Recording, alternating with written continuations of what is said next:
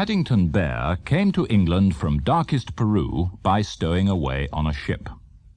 This must have happened about 1956 or 7, because it was in 1958 that the writer, Michael Bond, began to publish his stories about Paddington's adventures. Paddington was found, of course, on Paddington Station by Mr. and Mrs. Brown, and they took him back to their London home to live with them and their 2 children, Judy and Jonathan, and their housekeeper, Mrs. Bird. Paddington settled down quickly and made friends and did a good deal of travelling in and around London and to the country and the seaside. Now, though, he's going further afield, for these stories all come from the book called Paddington Abroad.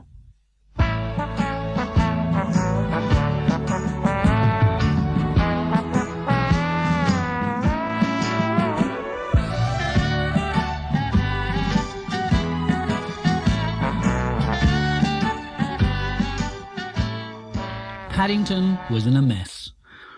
As he was the sort of bear who often got himself into trouble, he wasn't really surprised. But as he stood up and looked round his bedroom, even he had to admit that it was worse than usual. There were maps and pieces of paper everywhere, not to mention several nasty-looking marmalade stains and a long trail of paw prints.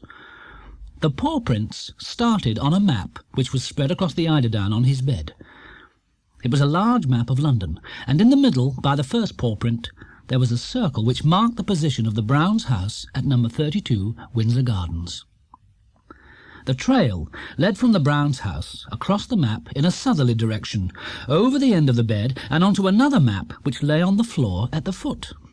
From there it carried on, still going south, until it reached the English Channel, and yet a third map by the window which showed the north coast of France. There the trail ended in a soggy mess made up of old cake crumbs, a small pile of marmalade, and a blob of red ink. Paddington gave a deep sigh as he dipped his paw absent-mindedly into the concoction. He tried kneeling on the floor and peering at his room through half-closed eyes, but if anything, the mess looked even worse, because from so low down all he could see were the bumps and ridges.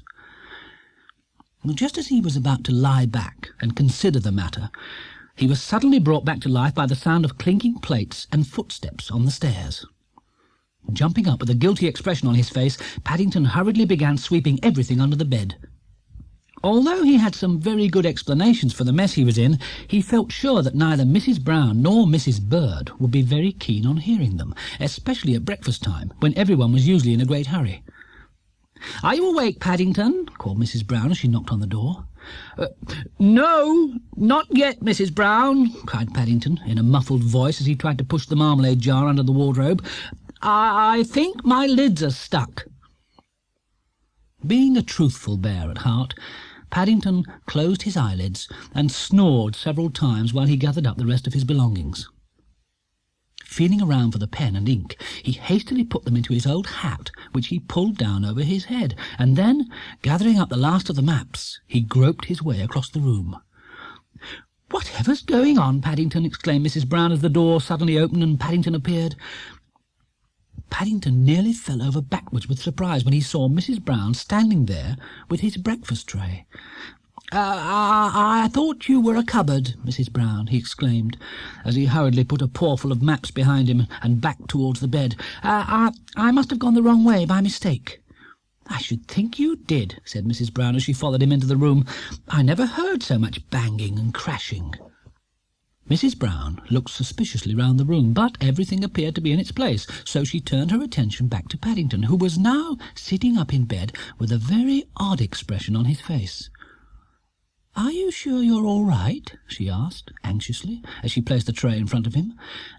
For one nasty moment Mrs. Brown thought she saw a trickle of red running down Paddington's left ear.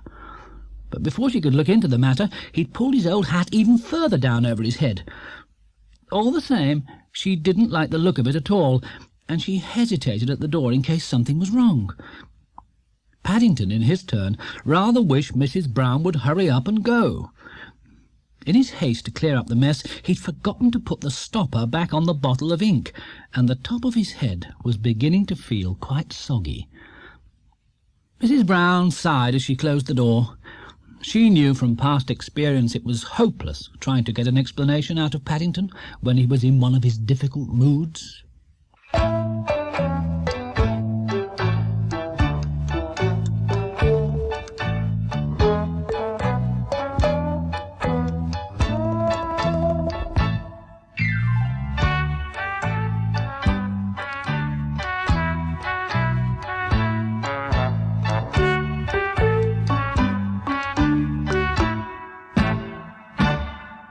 "If you ask me," said Mrs. Bird when Mrs. Brown joined her in the kitchen and told her all about Paddington's strange behaviour, "if you ask me, that young bear isn't the only one in this house who's acting in a funny manner.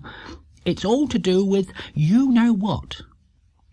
Well, with that, Mrs. Brown had to agree. Things had been very much upside down in the Brown household ever since the previous evening. It had all started when Mr. Brown arrived home carrying a large pile of maps and brightly coloured pamphlets and announced that he was taking them to France for their summer holiday. In a matter of moments, the normal peace and quiet of number 32 Windsor Gardens had disappeared completely, never to return. The holiday had been the one topic of conversation from dinner time until last thing at night. Old beach balls and bathing costumes had been searched for in disused cupboards, plans had been discussed, and Mrs. Bird had already begun washing and ironing a small mountain of clothes ready for the big day. Paddington, in particular, had been most excited at the news. Since he'd been a member of the Brown family, they'd taken him on a number of day trips which he'd enjoyed no end, but he had never before been away for a real holiday, and he was looking forward to it. To add to his excitement, Mr. Brown, in a generous moment, had put him in charge of all the maps and a thing called an itinerary. At first, Paddington hadn't been at all sure about being in charge of anything which sounded so important as an itinerary. But after Judy had explained to him it was simply a list of all the places they would visit and the things they would do, he'd quickly changed his mind. Paddington was keen on lists, and a doings list sounded most interesting. "Mind you," said Mrs. Bird, darkly, as she discussed the matter with Mrs. Brown over the washing up, "mind you, if that young bear's going to be in charge of the maps, we shall need all of a fortnight. It's asking for trouble. There's no knowing where we might end up." Mrs. Brown sighed again. "Oh, well," she said, turning her attention to other things, "at least it keeps him happy. You know how keen he is on writing things." Said Mrs. Bird. "It'll be all over the sheets if I know anything. Itineraries, indeed." She snorted and cast a dark glance up at the ceiling in the direction of Paddington's room on the second floor. Mrs. Bird knew from past experience and much washing of sheets that ink and Paddington were two things best kept apart. But as it happened, for once she needn't have worried, for Paddington had just that moment stopped writing. In fact, he was sitting up in bed, carefully studying a large sheet of drawing paper which he held in his paws. At the top of the paper, in big red capital letters, was the heading, "Itinerary by Paddington," followed by his special paw mark to show that it was genuine. The first item on the list was 7 o'clock, large breakfast. And then came 8 o'clock, leave home, 32 Windsor Gardens. 9 o'clock, snack. 11 o'clock, elevenses. Paddington read through the list several more times, and then, after adding the words 12 o'clock, arrive at airplane, lunch, he folded the paper and packed it away in the secret compartment of his suitcase. Planning a holiday, especially a holiday abroad, was much more complicated than he'd imagined, and he decided the only thing to do was to consult his friend Mr. Gruber on the subject. A few minutes later, after a quick wash, he hurried downstairs, collected the shopping list from Mrs. Bird and his basket on wheels, and disappeared out of the house with a purposeful gleam in his eyes.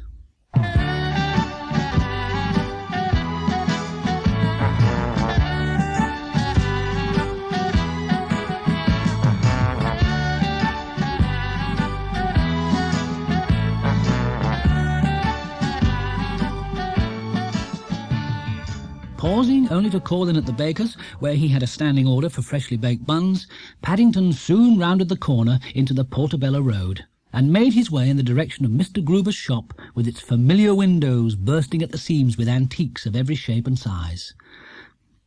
Mr. Gruber shared Paddington's liking for cocoa and buns, and they often had long chats together over their elevenses. He had travelled a great deal in his younger days, and Paddington felt sure he would know all there was to know about holidays abroad.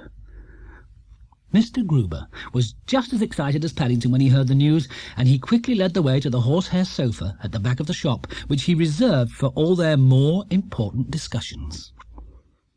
"What a nice surprise, Mr. Brown," he said, as he busied himself at the stove with the saucepan of milk. "I don't suppose there are many bears able to take their holidays abroad, so you must make the most of it. If there's anything I can do to help, you must let me know." Mr. Gruber listened carefully to all Paddington's explanations while he made the cocoa, and his face took on a serious expression. "I must say, being in charge of an itinerary sounds a heavy responsibility for a young bear's shoulders, Mr. Brown," he exclaimed as he handed Paddington a steaming mug of cocoa in exchange for a bun. "I shall have to see what I can do." And without further ado, he got down on his hands and knees and began sorting through a pile of old books in a box behind the sofa. "Everyone seems to be taking their holidays abroad at the moment, Mr. Brown," he said, as he began handing some of the books up to Paddington. "I've had rather a run on books about France, but I hope you'll find these useful." Paddington's eyes got larger and larger as the pile by his side got higher, and he nearly fell off his seat with surprise when Mr. Gruber suddenly stood up, holding an old black beret in his hands. "It's rather large," said Mr. Gruber apologetically, as he held it up to the light, "and there seem to be one or two moth-holes. But it's a real French one, and you're very welcome to it." "Thank you very much, Mr. Gruber," said Paddington gratefully. "I expect the moth-holes will do for my ears. Bears' ears don't fold very easily." "Well, I hope you find everything useful," said Mr. Gruber, looking very pleased at the expression on Paddington's face. "You'll need a lot of books if you're going to plan an itinerary, and it's as well to be on the safe side. You never know what might happen when you're abroad, Mr. Brown." Mr. Gruber went on to explain about some of the things Paddington would see while he was away, and it was some while before Paddington wiped the last of the cocoa stains from his whiskers and stood up to go. Time passed very quickly when he was with Mr. Gruber, because he always made things sound so much more interesting than other people did. "I expect you'll find lots to write in your scrapbook, Mr. Brown," said Mr. Gruber, as he helped Paddington load his shopping basket. "I shall look forward to reading all about it."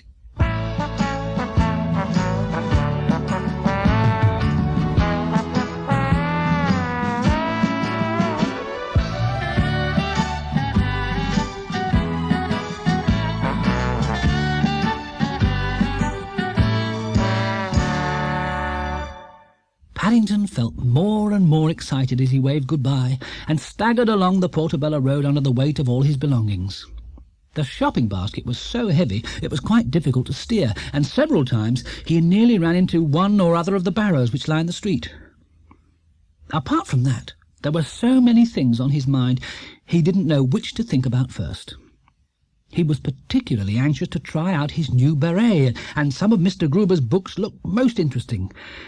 In the end, he decided to sit down for a rest and investigate both. He put his old hat on the ground, carefully adjusted the beret, and then began taking the books out of his shopping basket one by one. First, there was a dictionary. Then there was a French cookery book, full of recipes and coloured pictures of food which made his mouth water. After that came one packed with maps and instructions about things to see and do, and this was followed by several more books full of pictures. Last of all, Paddington came to a very important-looking leather-bound volume which had the words Useful Phrases for the Traveller Abroad, written in gold letters on its cover. Before he took it out of the basket, Paddington hurried across the road and dipped his paws in a nearby horse trough. Mr. Gruber had explained that the book was very old, and he asked him to take especial care of it. When he returned, Paddington sat down again and began to examine the book. It was most unusual, and he didn't remember ever having seen one quite like it before. Just inside the front cover there was a drawing which showed what looked like a very old-fashioned car being drawn by 4 white horses, and it was full of sentences showing how to ask for things in French, with pictures explaining matters as it went along. In no time at all he became so lost in the book he quite forgot where he was. There was one particularly interesting phrase in a section marked Travel which caught his eye at once. It said, "My grandmother has fallen out of the stagecoach and needs attention."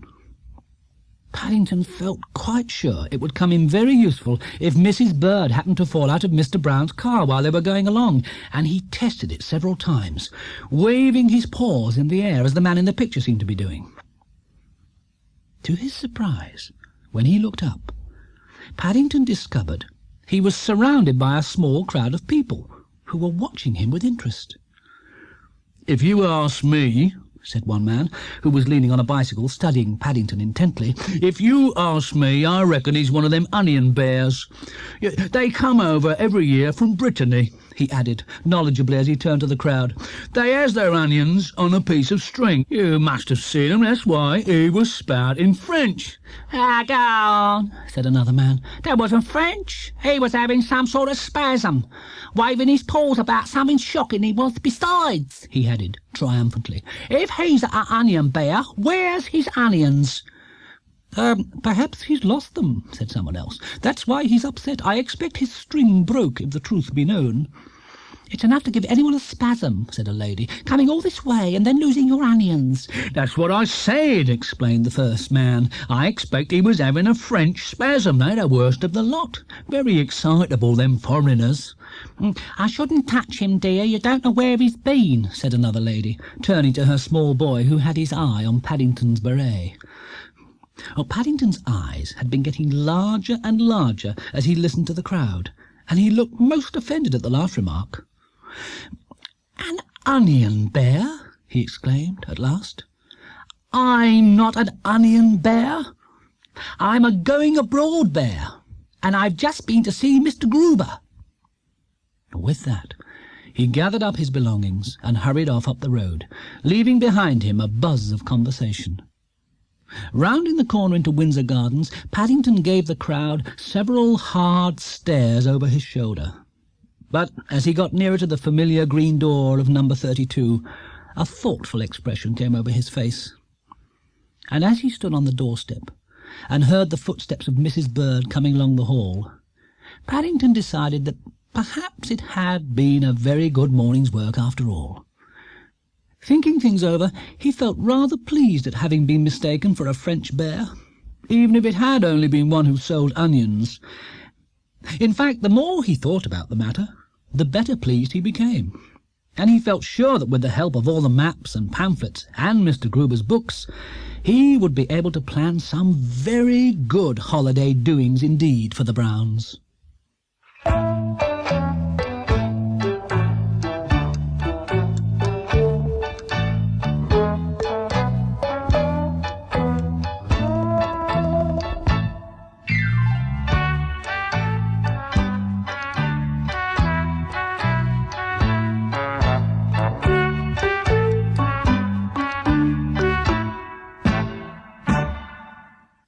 "Paddington looks unusually smart this morning," said Mrs. Bird.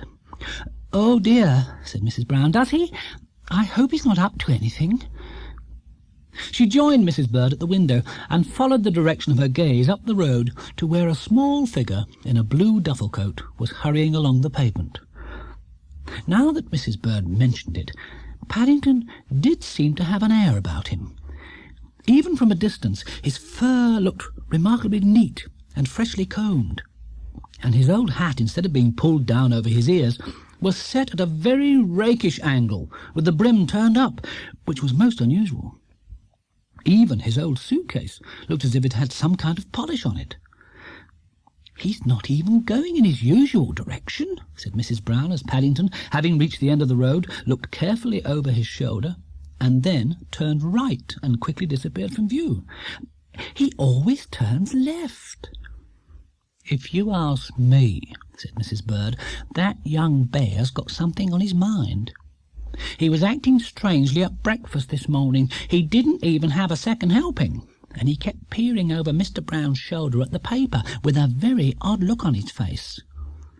"Well, I'm not surprised he had an odd look if it was Henry's paper," said Mrs. Brown. "I could never make head or tail of it myself."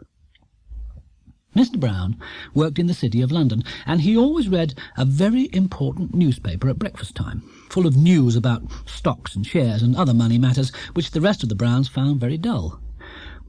"All the same," she continued as she led the way into the kitchen, "it's very strange.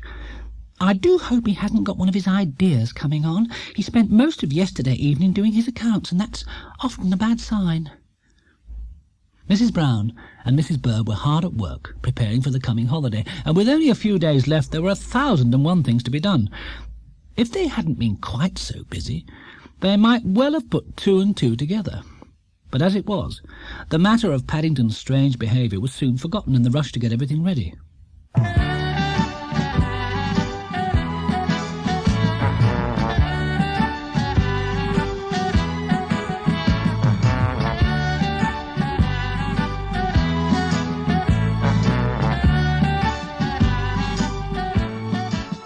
Unaware of the interest he'd caused, Paddington made his way along a road not far from the Portobello Market until he reached an imposing building which stood slightly apart from the rest.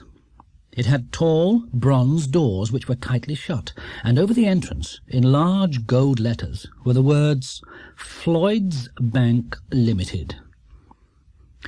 After carefully making sure that no one was watching, Paddington withdrew a small, cardboard-covered book from under his hat, and then sat down on his suitcase outside the bank while he waited for the doors to open. Like the building, the book had the words "Floyd's Bank" printed on the outside, and just inside the front cover it had "P. Brown, Esquire," written in ink. With the exception of the Browns and Mr. Gruber, not many people knew about Paddington's banking account, and it was a closely kept secret. It had all started some months before, when Paddington came across an advertisement in one of Mr. Brown's old newspapers which he cut out and saved. In it, a very fatherly-looking man smoking a pipe, who said he was a Mr. Floyd, explained how any money left with him would earn what he called interest, and that the longer he kept it, the more it would be worth. Well, Paddington had an eye for a bargain, and having his money increase simply by leaving it somewhere had sounded like a very good bargain indeed. The Browns had been so pleased at the idea that Mr. Brown had given him 20p to add to his Christmas and birthday money, and after a great deal of thought, Paddington had himself added another 5p, which he'd carefully saved from his weekly bun allowance. When all these sums were added together, they made a grand total of £1.25p, and one day Mrs. Bird had taken him along to the bank in order to open an account.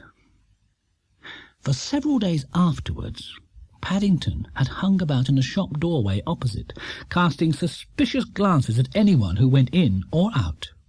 But after having been moved on by a passing policeman, he'd had to let matters rest. Since then, although he carefully checked the amount in his book several times, Paddington had never actually been inside the bank. Secretly, he was rather overawed by the marble and the thick polished wood, so he was pleased when at long last 10 o'clock began to strike on a nearby church clock, and he was still the only one outside. As the last of the chimes died away, there came the sound of bolts being withdrawn on the other side of the door, and Paddington hurried forward to peer eagerly through the letterbox. "Here," exclaimed the porter, as he caught sight of Paddington's hat through the slit. "No hawker's ear, young fellow me lad. This is a bank, not a workhouse.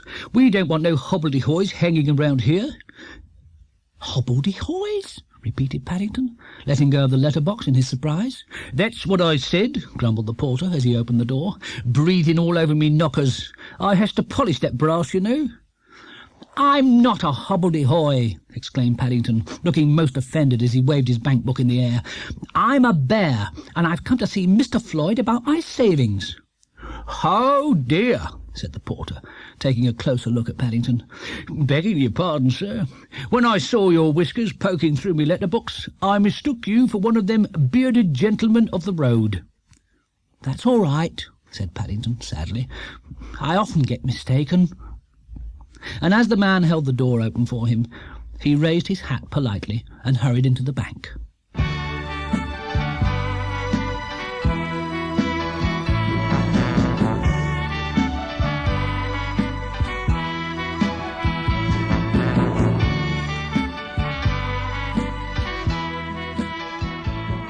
On several occasions in the past, Mrs. Bird had impressed on Paddington how wise it was to have money in the bank in case of a rainy day, and how he might be glad of it one day for a special occasion. Thinking things over in bed the night before, Paddington had decided that going abroad for a holiday was very much a special occasion, and after studying the advertisement once again, he had thought up a very good idea for having the best of both worlds. But, like many ideas he had at night under the bedclothes, it didn't seem quite such a good one in the cold light of day. And now that he was actually inside the bank, Paddington began to feel rather guilty, and he wished he'd consulted Mr. Gruber on the matter, for he wasn't at all sure that Mrs. Bird would approve of his taking any money out without first asking her. Hurrying across to one of the cubbyholes in the counter, Paddington climbed up on his suitcase and peered over the edge. The man on the other side looked rather startled when Paddington's hat appeared over the top, and he reached nervously for a nearby inkwell. "I'd like to take out all my savings for a special occasion, please," said Paddington, importantly, as he handed the man his book. And looking rather relieved, the man took Paddington's book from him, and then raised one eyebrow as he held it up to the light. There were a number of calculations in red ink all over the cover, not to mention blots, and one or two rather messy-looking marmalade stains. "I'm afraid I had an accident with one of my jars under the bedclothes last night," exclaimed Paddington hastily as he caught the man's eye. "One of your jars?" repeated the man. "Under the bedclothes?" "That's right," said Paddington. "I was working out my interest, and I stepped back into it by mistake. It's a bit difficult under the bedclothes." "It must be," said the man distastefully. "Marmalade stains, indeed, and on a Floyd's bank book." He hadn't been with the branch for very long, and although the manager had told him that they sometimes had very odd customers to deal with, nothing had been mentioned about Bear's banking accounts.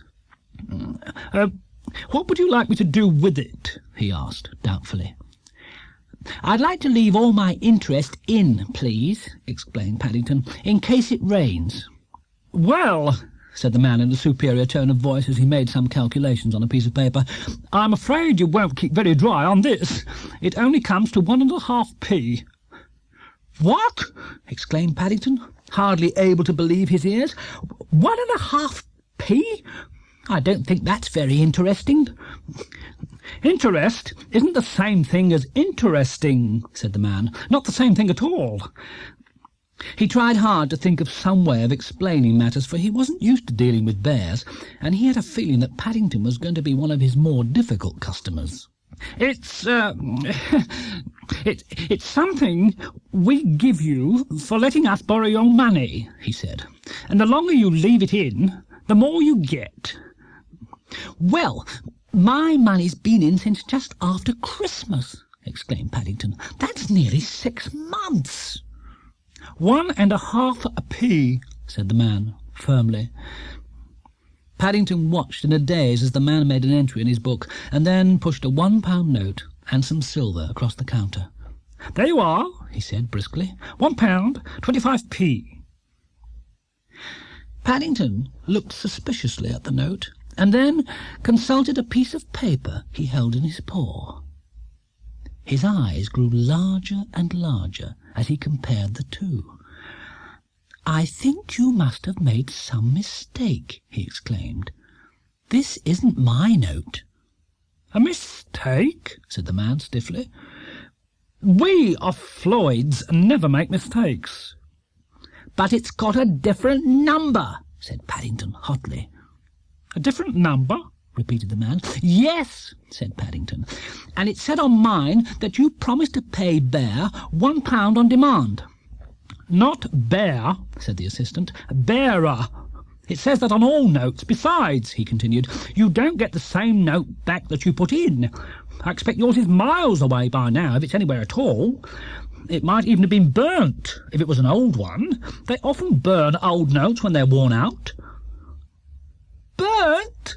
repeated Paddington in a dazed voice. "You've burnt my note?" "I didn't say it had been," said the man, looking more and more confused. I only said it might have been."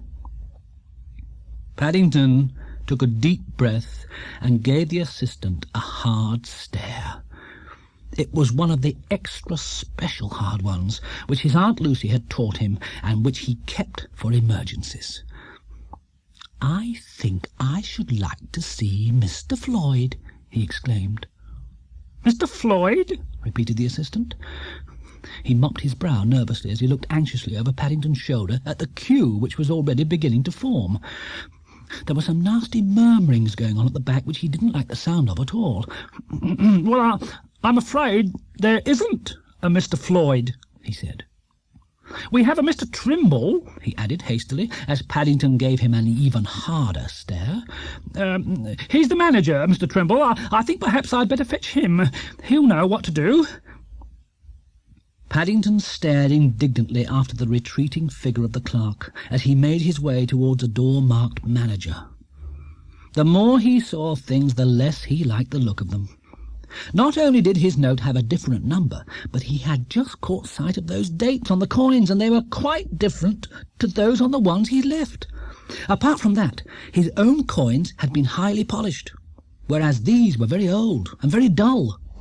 Paddington climbed down off his suitcase and pushed his way through the crowd with a determined expression on his face. Although he was only small, Paddington was a bear with a strong sense of right and wrong, especially when it came to money matters, and he felt it was high time he took matters into his own paws.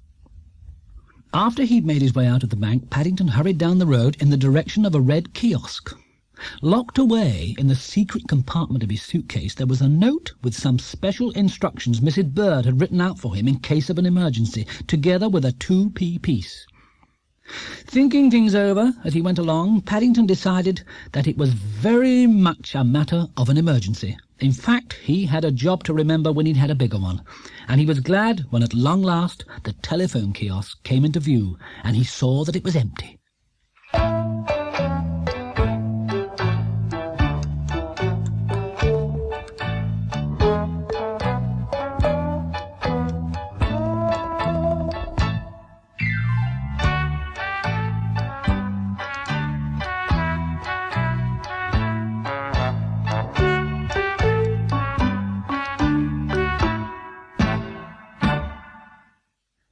"I don't know what's going on at the bank this morning," said Mrs. Brown as she closed the front door. "There was an enormous crowd outside when I came past." "Perhaps there's been a robbery," said Mrs. Bird. "You read of such nasty goings-on these days." "I don't think it was a robbery," said Mrs. Brown vaguely. "It was more like an emergency of some kind. The police were there, and an ambulance, and the fire brigade." Said Mrs. Bird. "Well, I hope for all our sakes it isn't anything serious. Paddington's got all his money there, and if there has been a raid, we shall never hear the last of it." And Mrs. Bird paused as she was speaking, and a thoughtful expression came over her face. "Talking of Paddington, have you seen him since he went out?" she asked. "No," said Mrs. Brown. "Good heavens!" she exclaimed. "You don't think—" "I'll get my hat," said Mrs. Bird, "and if Paddington's not somewhere at the bottom of it all, I'll eat it on the way home." It took Mrs. Brown and Mrs. Bird some while to force their way through the crowd into the bank, and when they at last got inside, their worst suspicions were realized, for there, sitting on his suitcase, in the middle of a large crowd of officials, was the small figure of Paddington. "What on earth's going on?" cried Mrs. Brown as they pushed their way to the front. Paddington looked very thankful to see the others. Things had been going from bad to worse since he got back to the bank. "I think my numbers have got mixed up by mistake, Mrs. Brown," he explained. "Trying to do a young bear out of his life savings, that's what's going on," cried someone at the back. "Set fire to his notes, they did," cried someone else. "Hundreds of pounds gone up in smoke, so they say," called out a street trader who knew Paddington by sight and had come into the bank to see what all the fuss was about.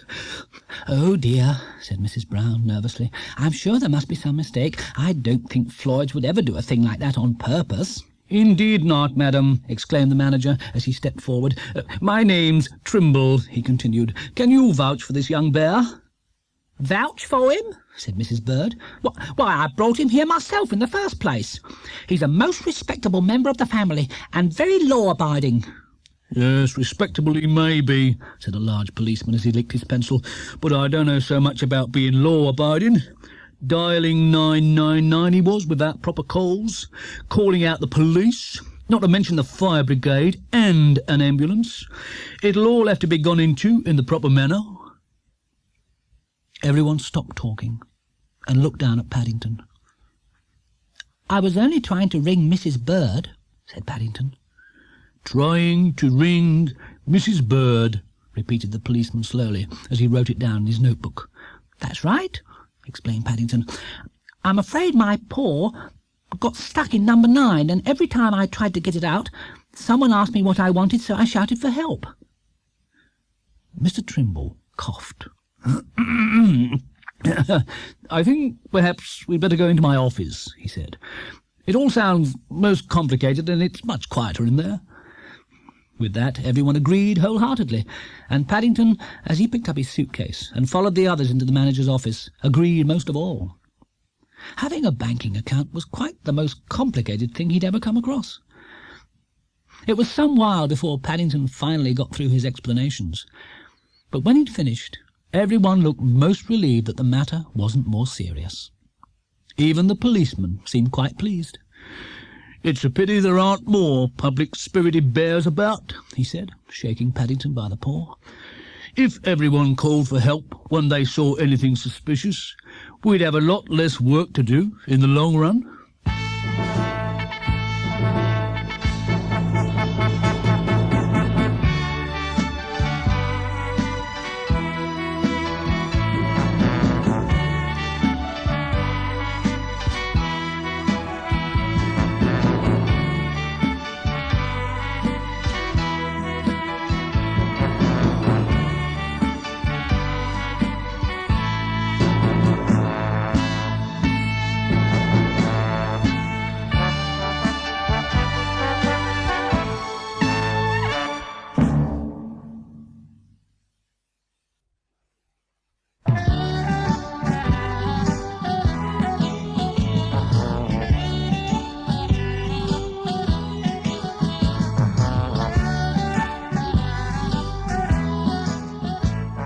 "You wouldn't think," said Mrs. Brown, looking hard at her husband, "you wouldn't think that it would be possible to get lost in such a short space of time. We've only been in France half a day." "Are you sure you don't know where we are, Paddington?" asked Mr. Brown for the umpteenth time. Paddington shook his head sadly. "I think we must have taken the wrong turning by mistake, Mr. Brown," he admitted. The Browns looked gloomily at one another. Until that moment, their first day in France had been very gay and exciting. With so many new things to see, the time had passed very quickly, and Paddington in particular had been kept busy following the route with his paw and making notes as they went along. Between the towns they'd driven along miles of straight country roads, lined on either side by tall poplar trees, and past tiny villages, full of men in blue overalls and women hurrying to and fro carrying long loaves of bread. Nicest of all, every now and then as they turned a corner, they'd had a glimpse of the blue sea and heard the distant roar of waves breaking on the shore. And then, as they crossed into Brittany, not only had the countryside gradually become much wilder, but things had started to go wrong as well. First, the wide black road had suddenly changed into a narrow lane covered in stones. Then the lane had become a cart track. Finally, the cart track had come to an end on a piece of common land, and as a final blow, the car had punctured one of its back tyres. Being in charge of the itinerary, Paddington felt very upset at what had happened, and he peered hard at the maps while the Browns gathered anxiously round him. "What was the name of the last place we went through, Paddington?" asked Mr. Brown. "Perhaps that's where we went wrong." "I think it was called Gravilons, Mr. Brown," said Paddington. "But I can't see it on any of the maps." "Crikey!" exclaimed Jonathan suddenly as he looked up from his dictionary. "No wonder you can't find it on the map. Gravilons isn't a place, it's a road sign. It means loose chippings." "What?" exclaimed Paddington hotly. "Loose chippings?" "That's where all the stones were," said Judy. "They must have been repairing the road." Mrs. Bird snorted. "Gravilons indeed," she exclaimed. "No wonder that poor bear went wrong. It's a mercy we didn't all end up in the sea." Mrs. Bird firmly believed that everything abroad should be written in good, plain English. "Oh, well," said Mr. Brown, as he folded the map, "at least we know where we're not, even if we don't know where we are." He looked down at the pile of luggage which hid the spare wheel in the boot of the car. "Everything will have to come out, so I vote we make the best of it and have a picnic while I change the wheel."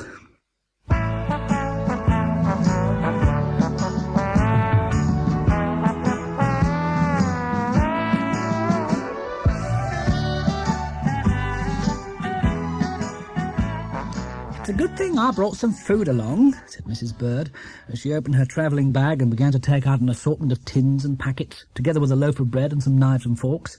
"I had a feeling we might need it." "I'll tell you what," said Mr. Brown. "We'll have a competition. You can each cook one of the courses, and I'll give a prize for the best one." "Whizzo!" exclaimed Jonathan. "Bagsby, have a campfire."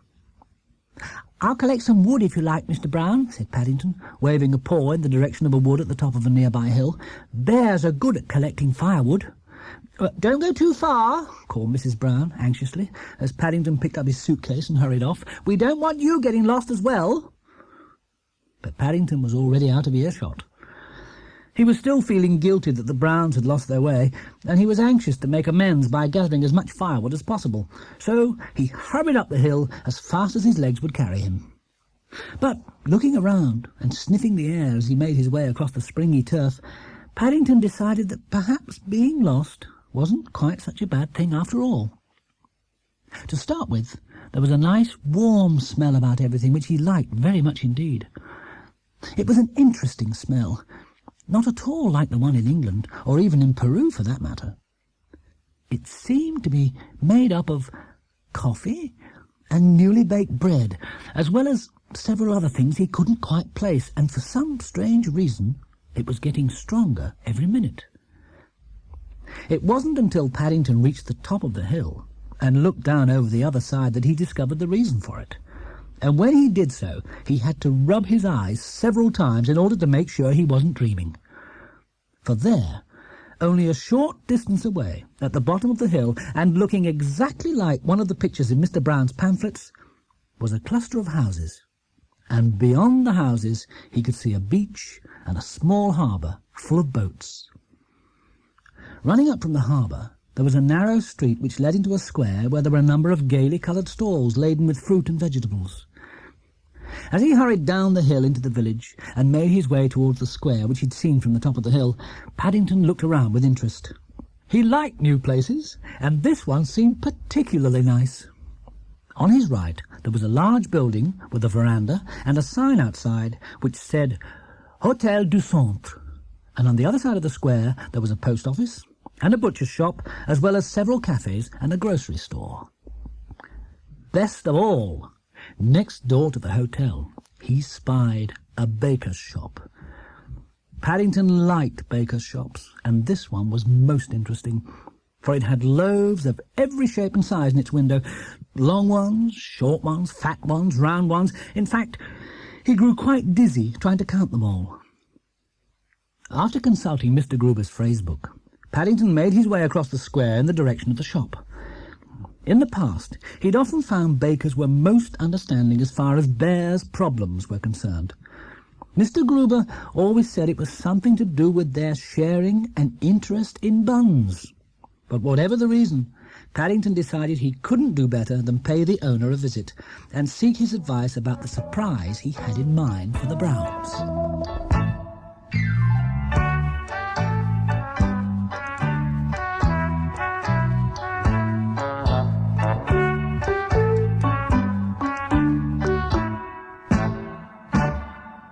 "Paddington's being very mysterious all of a sudden," said Mr. Brown, some while later. "If you ask me," said Mrs. Bird, "that bear's got something up his paw. He was gone a very long time when he went for the firewood, and he's had a funny look on his face ever since." The Browns were in the middle of their meal, and there was a slight hold-up while Paddington prepared his contribution. Jonathan and Judy had already made some soup in Mr. Brown's billy-can, and Mrs. Bird had followed that with a special salad, which everyone had enjoyed enormously.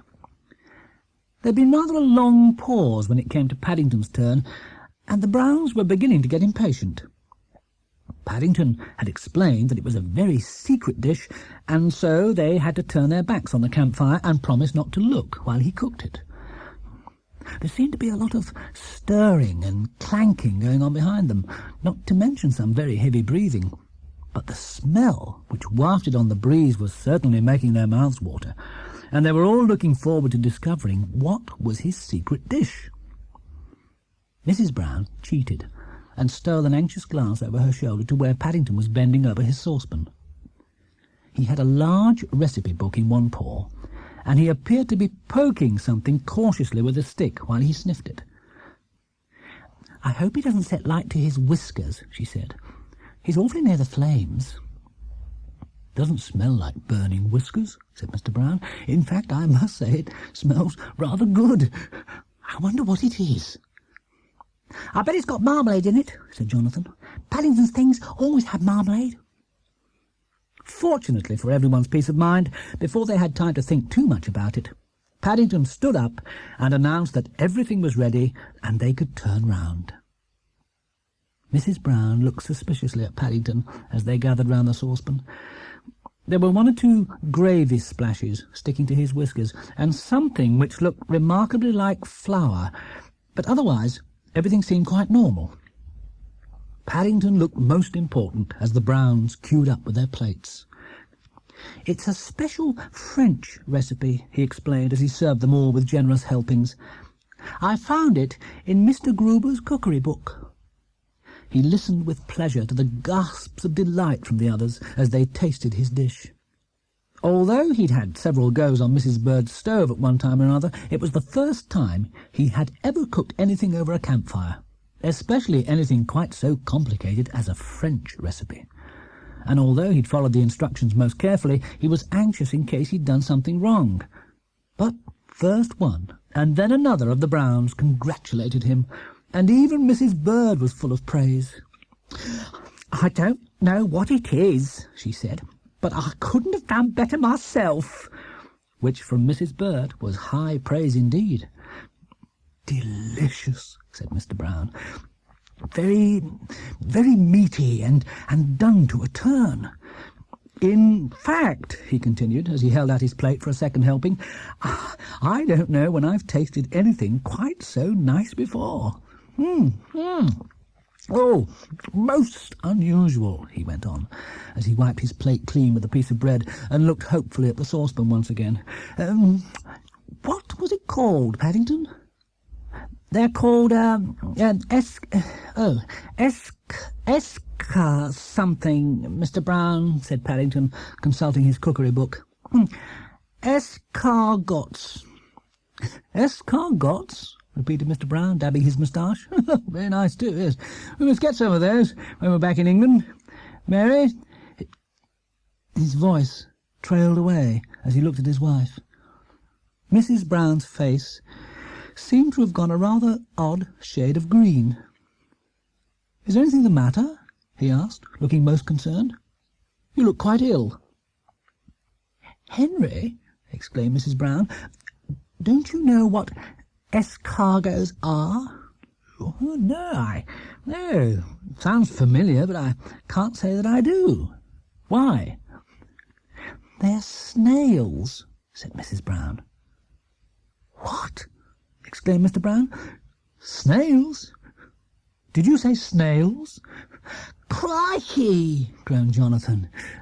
"Snails!" "But where on earth did you get them, Paddington?" asked Mr. Brown, voicing all their thoughts. "Oh, they didn't cost very much, Mr. Brown," said Paddington hurriedly, misunderstanding the look of alarm on everyone's face. The man in the shop let me have them cheap because the shells were cracked. I think they were a very good bargain." Much to Paddington's surprise, his remark was greeted by renewed groans from the Browns, and he looked most upset at the sight of them all rolling on the grass, holding their stomachs. "To think I had a second helping," said Mr. Brown. "I'm sure I've been poisoned. There's a funny thumping noise in my head." "Did you say the man in the shop?" asked Mrs. Bird suddenly. "That's a point," said Mr. Brown as he sat up. "What shop?" Well, Paddington thought for a moment. He had been hoping to save his news of the village until after the meal as a special surprise for the Browns, and he was most disappointed at the thought of having to tell them straight away. But before he had time to answer, Mrs. Bird suddenly began waving her sunshade in the air and pointing in the direction of the hill. "Gracious me!" she exclaimed. "What on earth's going on over there?" "Good heavens! No wonder I had a thumping noise in my head," said Mr. Brown as he followed the direction of Mrs. Bird's sunshade to where an enormous tractor was coming over the brow of the hill, followed by a long line of people. "It looks like a procession of some kind." The Browns watched in fascination as the crowd grew nearer and nearer and finally came to a halt in front of them. The leader, a fat, jolly-looking man in white overalls and a tall chef's hat, bowed low in Paddington's direction. "Ah, Monsieur le Bear," he exclaimed, beaming all over his face as he held out his hand. "We meet again." "Hello, Mr. Dupont," cried Paddington, hurriedly wiping the gravy stains off his paw before offering it. "Would someone mind pinching me?" said Mr. Brown as he looked at the others. "I think I must be dreaming." "Welcome to Saint-Castille," said Monsieur Dupont, as he advanced on Mr. Brown. "Please, we have come to see the stagecoach which has lost its wheel. Monsieur le Bear has already explained to us all about the matter, and we are most anxious to help." "The stagecoach?" repeated Mr. Brown, looking more and more mystified. "What stagecoach?" Paddington took a deep breath. "I think perhaps I must have got my phrases mixed up by mistake, Mr. Brown," he said. "There wasn't a chapter on motor cars having a puncture, so I used the one on stagecoaches instead." It was a bit difficult to explain, and Paddington wasn't quite sure where to start first.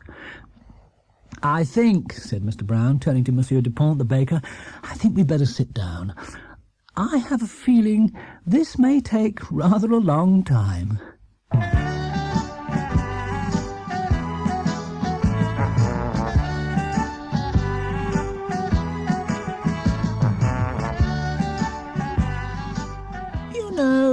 Said Mr. Brown, much later that evening as they sat outside the hotel in Paddington's village, taking a nightcap before going to bed. "I'll say this for Paddington. Things may get complicated now and then, but they have a habit of turning out right in the end." "Bears always fall on their feet," said Mrs. Bird darkly. "I've said it before, and I'll say it again." "I vote we stay here," said Mr. Brown. "It wasn't on the itinerary, but I don't think we could find anything nicer." "Hear, hear," said Mrs. Bird. After all the excitement of the afternoon, everything seemed particularly quiet and peaceful. The stars were shining in a cloudless sky. The sound of gay music from a nearby cafe filled the air, and at the end of the street, leading down to the harbour, they could see the lights from the fishing boats as they bobbed up and down in the water. In fact, apart from the music, the only sound to disturb the night air was the steady scratching of the old nib on Paddington's pen, and the occasional sigh as he dipped a paw into his marmalade jar. When the Browns had discovered where Paddington bought his snails, they'd suddenly felt much better. It was a most respectable-looking shop, and Monsieur Dupont assured them it was noted for its snails. So, by popular vote, Paddington had been given the prize for the best dish of the day. After a great deal of thought and peering in shop windows, he had used the money in order to buy some stamps and 2 picture postcards, one for his Aunt Lucy in Peru and the other for Mr. Gruber. They were big postcards, 2 of the biggest he'd ever seen. All the same, there had been so many happenings that day, and some of them were so difficult to explain, He felt it was going to be a job getting them all in, even on a bargain-sized postcard.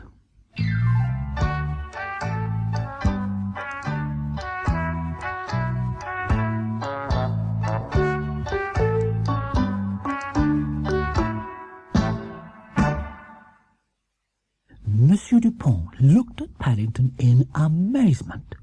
"You mean to say, Monsieur le Bear," he exclaimed, "that you have never before heard of le cyclisme?"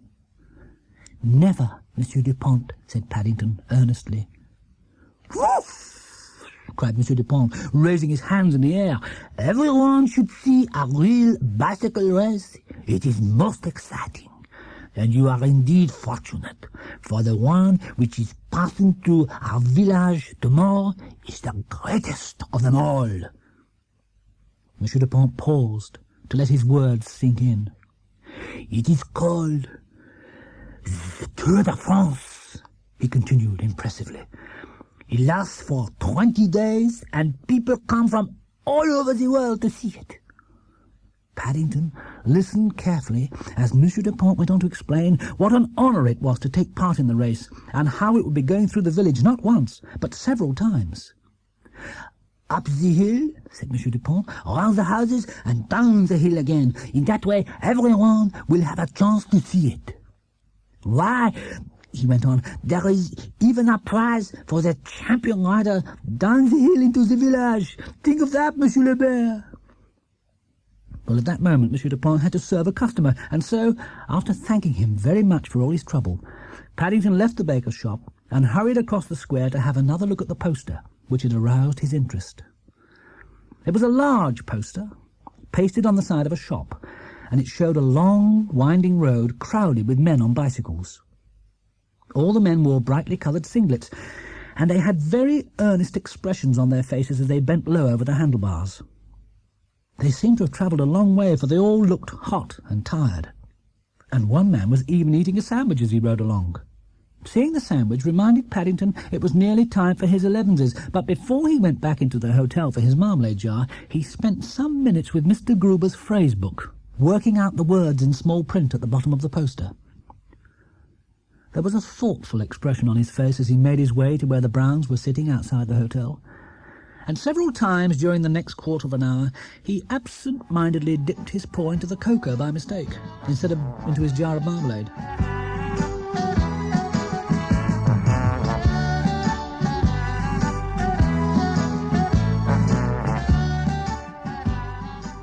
Paddington was late arriving down at the beach that morning, and the others had already been there some time when he came hurrying across the sand, brandishing his bucket and spade, and with a look on his face of a job well done. "What on earth have you been doing, Paddington?" asked Mrs. Brown. We were getting quite worried." "Oh," said Paddington, waving his paws vaguely in the direction of the village. "Things in general, Mrs. Brown." Mrs. Bird looked at him suspiciously. Now that he was close to, she could see several dark patches on his fur which looked remarkably like oil stains. But before she had time to examine them closely, Paddington had made off again in the direction of the sea. "You'd better not be late tomorrow, Paddington," called Mr. Brown. "It's the big cycle race. You mustn't miss that." To everyone's astonishment, Mr. Brown's words had a very strange effect on Paddington, for he nearly fell over backwards with surprise, and his face took on a most guilty expression as he collected himself and hurried into the water as fast as he could, casting some anxious glances over his shoulder. Mrs. Brown sighed. "There are times," she said, "when I would give anything to be able to read Paddington's mind. I'm sure it would be most interesting." Said Mrs. Bird darkly. "There are times when I'm sure it's much better not to. We should never have a moment's peace. He looked much too pleased with himself just now for my liking." Well, with that, the Browns settled down to enjoy themselves in the sun. With their holiday fast drawing to an end, they wanted to make the most of it, and soon Paddington's odd behaviour was forgotten for the time being. But Mrs. Brown was still worrying about the matter when they went to bed that evening. Paddington had disappeared upstairs unusually early, and now there were some strange bumps coming from his room which she didn't like the sound of at all. After spending some moments with her ear to the wall, she beckoned her husband over. "I think he must be making some marmalade sandwiches, Henry," she said. "Listen." "Making marmalade sandwiches?" repeated Mr. Brown. "I don't see how you can hear anyone make marmalade sandwiches." "You can with Paddington," said Mrs. Brown. "You can hear the jars going. When he's eating it, he just dips his paws in, and you can hear the breathing. But when it's sandwiches, he uses a spoon, and you can hear the clinks as well." "They must be big ones, then," said Mr. Brown, vaguely, as he stood up. "He's puffing away like anything. It sounds just like someone blowing up a bicycle tyre." Mr. Brown had a problem of his own at that moment without worrying about Paddington making marmalade sandwiches. He had just made the surprising discovery that his face flannel, which he'd left on the balcony outside the room to dry, had completely disappeared, and in its place someone had left a very black and oily piece of rag. It was most strange, and he couldn't for the life of him think how it could have come about.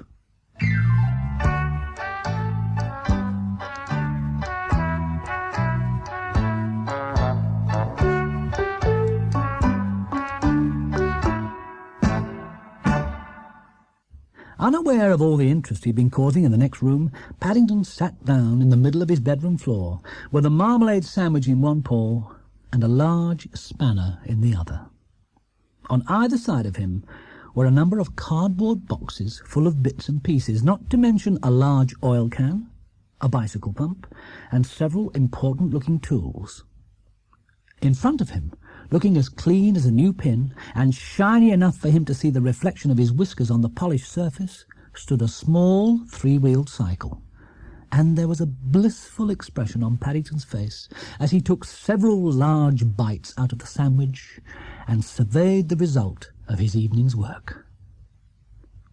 The man in the garage had been most surprised when Paddington paid him a visit, and at first he'd been rather doubtful about hiring the machine to a bear, especially as Paddington had no references apart from some old postcards from his Aunt Lucy. But Paddington was good at bargaining, and after promising to clean the machine, he had at last won the day. The garage man had even lent him the oil can, which had proved most useful, as the tricycle had been standing outside for a number of years and was rather rusty.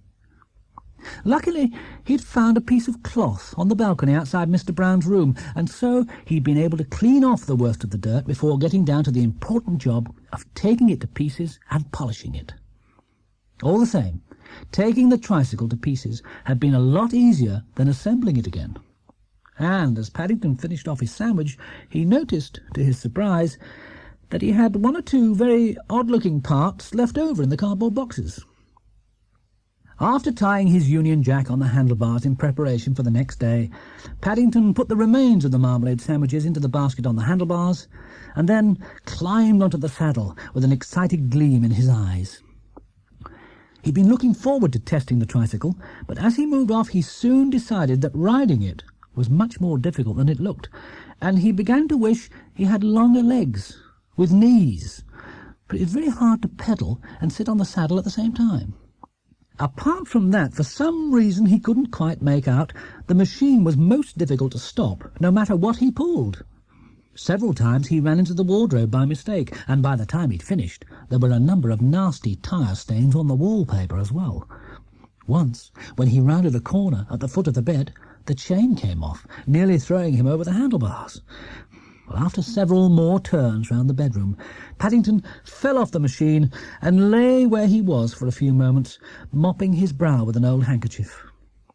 Riding tricycles was hot work, especially in such a small space as a hotel bedroom, and after peering at his reflection in the handlebars once or twice, he reluctantly decided to call it a day. All the same, tired though he was, Paddington found it difficult to get to sleep that night. Apart from the fact that he had to lie on his back with his paws in the air in case any oil came off of the sheets, he had a great many things to think about as well. But there was a contented expression on his face when he did finally nod off. It had been a good evening's work, and he was looking forward to the next day. Paddington felt sure that with such a bright and shiny tricycle, he would stand a very good chance indeed of winning a prize in the Tour de France cycle race.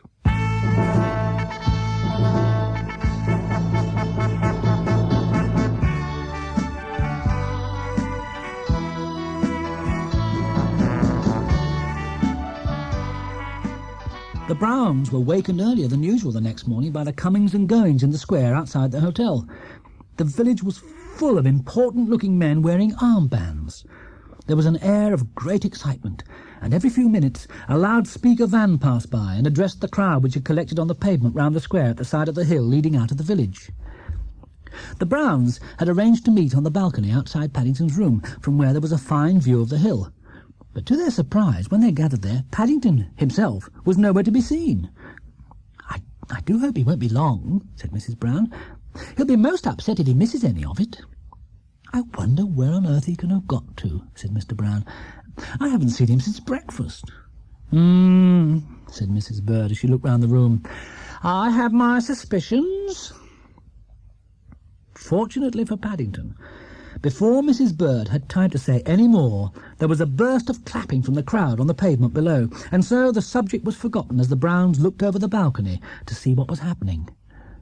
"How very odd," said Mrs. Brown, as the clapping grew louder, and several people cheered. "They seem to be pointing at us." The Browns became more and more mystified as they waved back at the crowd. "I wonder what they mean by Vive le Bear," said Mr. Brown. "It can't be anything to do with Paddington. He isn't here." "Goodness only knows," said Mrs. Brown. "I suppose we shall just have to wait and see." Had they but known, the Browns weren't the only ones to wonder what was going on at that moment, but fortunately for their peace of mind, there were several streets and a large number of houses between them and the cause of all the excitement. At the other end of the village, Paddington was even more puzzled at the way things were going. In fact, the more he tried to think about the matter, the more confused he became. At one moment, he'd been sitting quietly on his tricycle in a side street, peering round the corner every now and then and checking the marmalade sandwiches in the basket on his handlebars as he waited for the race to appear. The next moment, as the first of the riders came in sight and he pedalled out to join them, everything seemed to go wrong at once. Before he knew where he was, Paddington found himself caught up in a whirlpool of bicycles and shouting people and policemen and bells.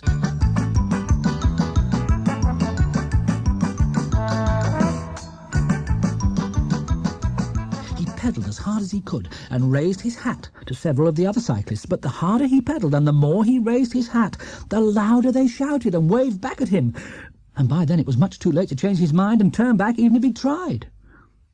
Everywhere he looked there were bicycles and men in shorts and striped shirts. There were bicycles in front of him, there were bicycles to the right of him. Paddington was much too busy pedalling for dear life to look back, but he was sure there were bicycles behind him as well, because he could hear heavy breathing and the sound of bells ringing. In the excitement, someone handed him a bottle of milk as he went past, and in trying to take the bottle with one paw and raise his hat with the other, Paddington had to let go of the handlebars. He went twice round a statue in the middle of the street before joining the stream of cyclists once more as they swept round the corner onto a road leading out of the village. Luckily, the road was uphill, and most of the other cyclists were tired after their long ride, so that by standing on the pedals and jumping up and down as fast as he could, he was able to keep up with them. It was as they reached the top of the hill and rounded another corner leading back down into the village that things suddenly took a decided turn for the worse. Just as he was about to sit back on the saddle and have a rest while he got his second wind, Paddington found, to his surprise, that without even having to turn the pedals, he was beginning to gather speed.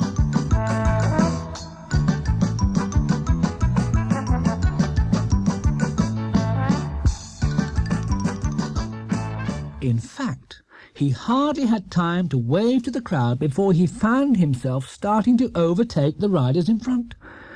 He passed one, then another, and then a whole bunch. The cyclists looked quite startled as Paddington flashed by, and all the time the cheering from the spectators on the side of the road grew louder. Quite a number recognised him, and they called out words of encouragement, but by then Paddington was much too worried to notice. He tried pulling as hard as he could on the brake lever, but nothing happened. In fact, if anything, he seemed to go faster than ever, and he began to wish he hadn't used quite so much oil on the moving parts when he cleaned them. By then the pedals were going round so fast that he sat back on the saddle and hurriedly lifted up his feet in case his legs fell off. It was as he gave the brake lever an extra hard pull that he had his second big shock of the day, for it suddenly came away in his paw. Paddington rang his bell frantically and waved the lever as he overtook the last of the riders in front. "Apply your brakes, Monsieur le Bear!" yelled a man in English as he recognised the Union Jack on Paddington's handlebars. "I don't think I can," cried Paddington, looking most upset as he shot past. "My lever's come off in my paw by mistake, and I think I've left some of the bits in my box at the hotel."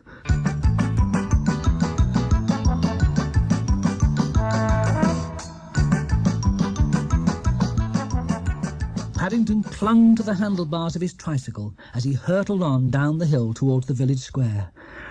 All the villagers were most excited when they saw who was in the lead, and a great cheer went up as he came into view. But as he lifted the brim of his hat and peered out anxiously, all Paddington could make out was a sea of white faces and a blurred picture of some buildings looming up ahead, which he didn't like the look of at all. But if Paddington was worried, the Browns were even more alarmed. "Good heavens!" exclaimed Mr. Brown. "It's Paddington." "He's heading straight for Monsieur Dupont's shop," said Mrs. Brown. "I can't watch," said Mrs. Bird, closing her eyes. It was Monsieur Dupont himself who saved Paddington. Right at the very last moment, his voice rose above the roar of the crowd. "This way, Monsieur le Bear!" he cried, as he flung open the big double gates at the side of his shop. "This way!" And before the astonished gaze of the onlookers, Paddington shot through them and disappeared from view.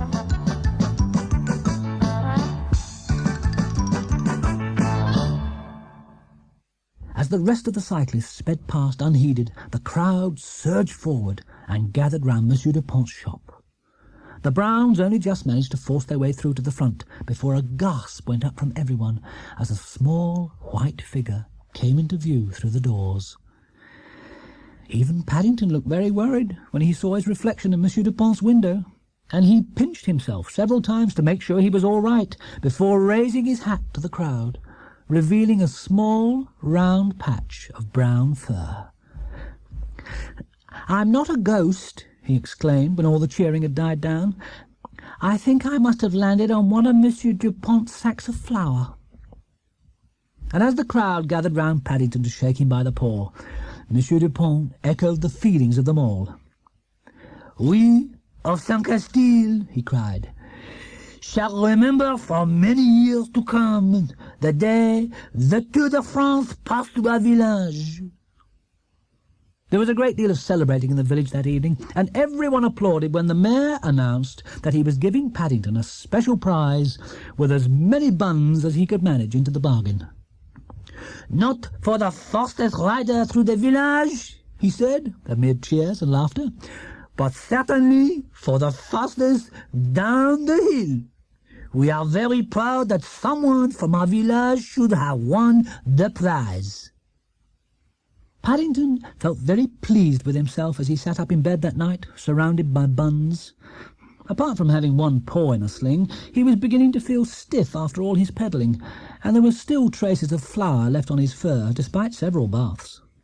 But, as the mayor had explained, it was the first time he could remember a bear winning a prize in the Tour de France cycle race, and it was something to be proud of. Well, the next morning the Browns were up early again, for it was time to start their journey back to England.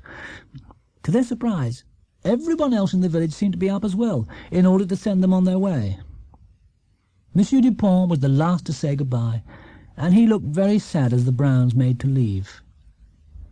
"It will seem quiet without you, Monsieur le Bear," he said, shaking Paddington by the paw, "but I hope we shall meet again one day. "I hope so too, Monsieur Dupont," said Paddington earnestly, as he waved goodbye and climbed into the car. Although he was looking forward to being back home again and to telling Mr. Gruber all about his adventures abroad, Paddington felt very sorry at having to say goodbye to everyone, especially Monsieur Dupont. "All good things come to an end sooner or later," said Mrs. Brown as they drove away, "and the nicer it is, the sooner it seems to end." "But if they didn't end," said Mrs. Bird wisely, "we shouldn't have other things to look forward to." Paddington nodded thoughtfully as he peered out of the car window. He'd enjoyed his holiday in France no end, but it was nice knowing that each day brought something new. "That's the best of being a bear," said Mrs. Bird. Things happen to bears."